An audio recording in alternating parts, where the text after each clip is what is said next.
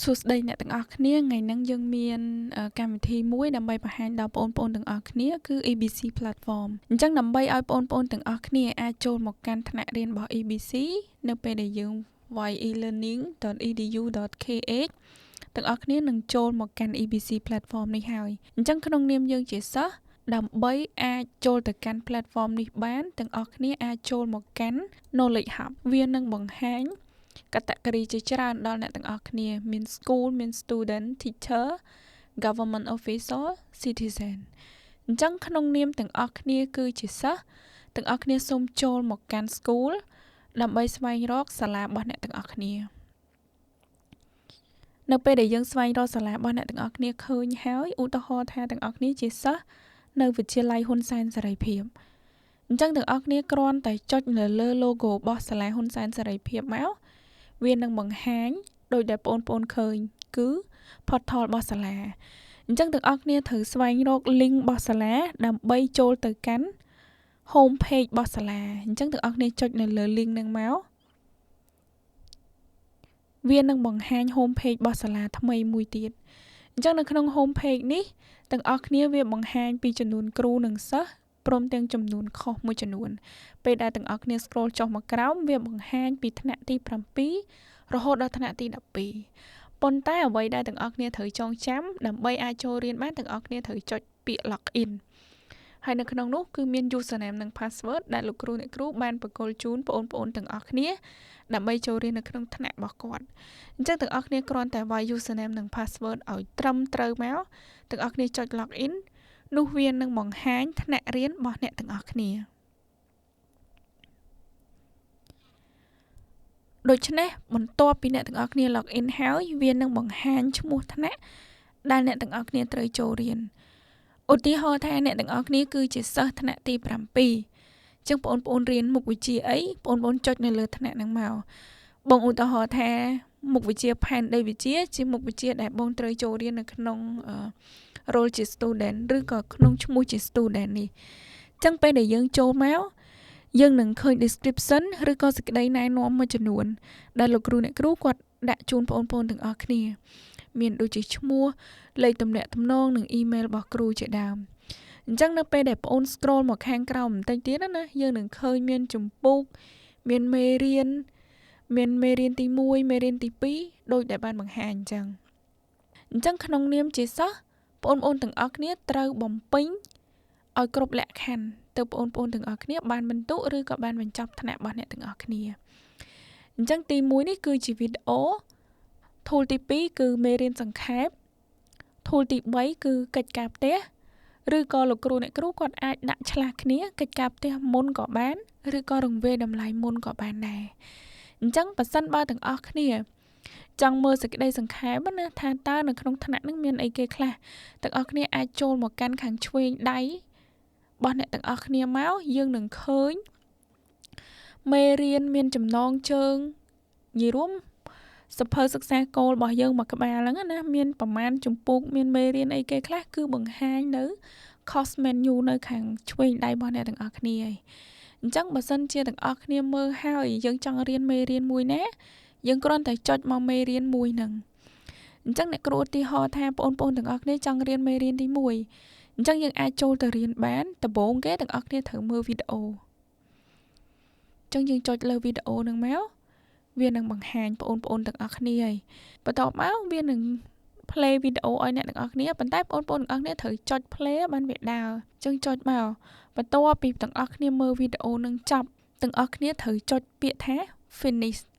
អញ្ចឹង finish ហ្នឹងមានន័យថាទាំងអស់គ្នាបានបញ្ចប់កិច្ចការរបស់អ្នកទាំងអស់គ្នារួចរាល់ហើយអញ្ចឹងវានឹង load ពាក្យថា congratulation ឲ្យអ្នកទាំងអស់គ្នាហើយបើទាំងអស់គ្នាចង់ចូលទៅ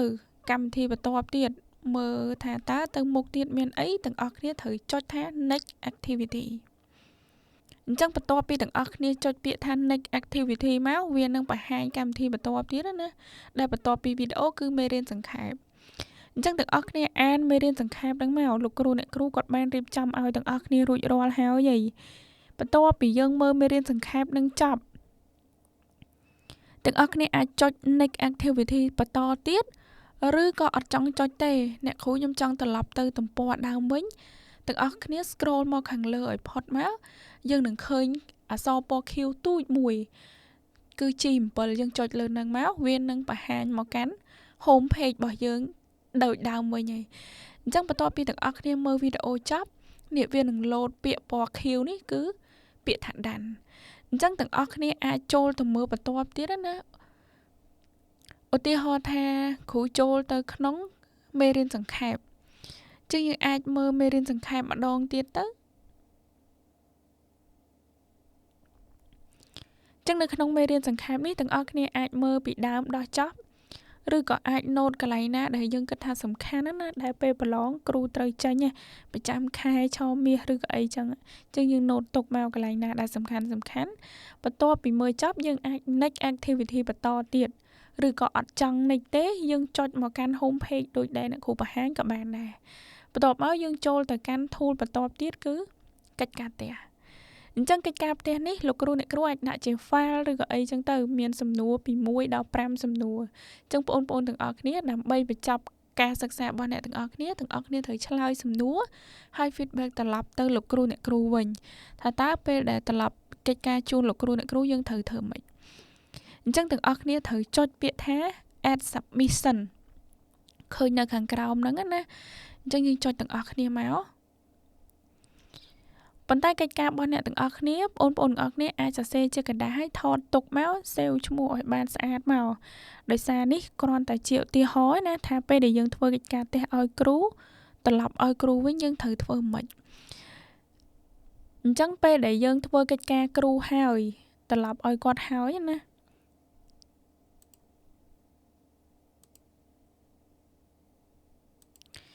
អញ្ចឹងពេលដែលយើងធ្វើកិច្ចការត្រឡប់ឲ្យលោកគ្រូអ្នកគ្រូហើយទាំងអស់គ្នាត្រូវចុច upload file ដែលអ្នកទាំងអស់គ្នាបានធ្វើហ្នឹងត្រឡប់ឲ្យលោកគ្រូអ្នកគ្រូវិញអញ្ចឹងបានយើងទទួលបានពិន្ទុពីគាត់រងចាំពិន្ទុដែលគាត់ត្រឡប់ឲ្យយើងវិញអញ្ចឹងយើងអាចចុចពាក្យថា upload file ហ្នឹងមកបន្ទាប់មកទាំងអស់គ្នាយកពាក្យ upload file ហើយយើងយកពាក្យថា choose fileចឹងនេះគ្រាន់តែជាឧទាហរណ៍ទេប៉ុន្តែ file កិច្ចការរបស់អ្នកទាំងអស់គ្នា save ឲ្យបានស្អាតមកបន្ទាប់មកយើងចុចពាក្យ upload ដែលមានរង្វង់ពណ៌ខៀវហ្នឹងចឹងវានឹង load ទៅហើយចឹងបន្ទាប់មកបងប្អូនទាំងអស់គ្នាត្រូវ save file ហ្នឹង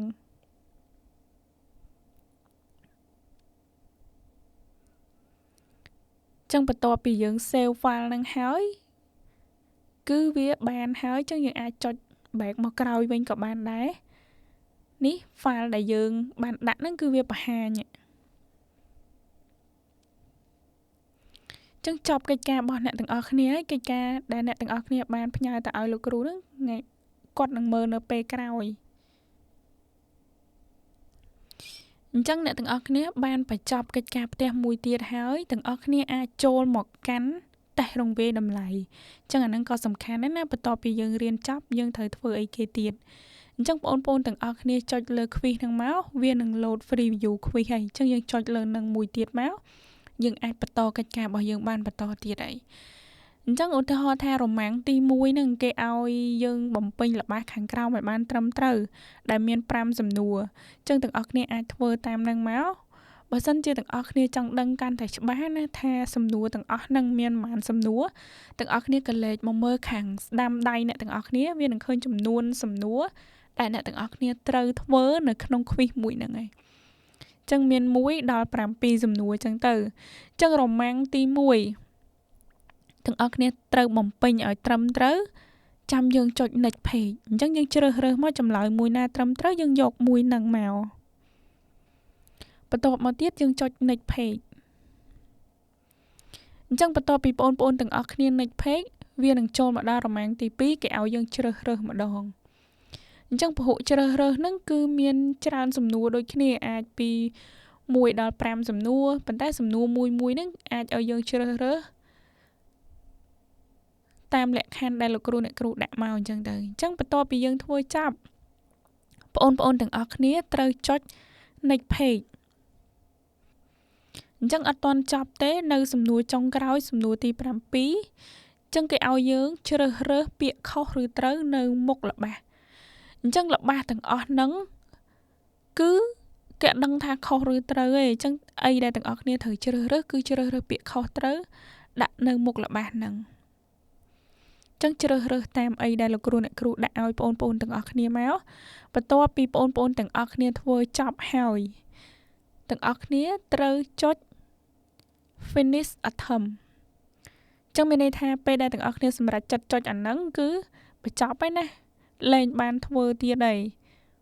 ប៉ុន្តែត្រង់កន្លែងហ្នឹងណាបើសិនជាទាំងអស់គ្នាអត់ច្បាស់ទេថាចម្លើយរបស់យើងធ្វើមានច្រឡំឬក៏កន្លែងណាទាំងអស់គ្នាអាចចុចពាក្យ return to attempt មានន័យថាយើងត្រូវត្រឡប់មកមើលសំណួរនឹងម្ដងទៀតឲ្យច្បាស់ក្នុងចិត្តណាថាសំណួររបស់យើងគឺពិតជាត្រឹមត្រូវហើយប៉ុន្តែបើយើងច្បាស់ហើយយើងចុចពាក្យ finish មកបន្ទាប់មក submit បន្ទាប់មកលើកចុងក្រោយគឺ submit ម្ដងទៀតអញ្ចឹងកិច្ចការរបស់អ្នកទាំងអស់គ្នាដែលបានបំពេញហ្នឹងគឺរួចរាល់ 100% ហើយចំពោះការធ្វើតេស្តរង្វាយតម្លៃបើសិនជាបងអូនកលេចមកខាងស្ដាំដៃណាឃើញមាន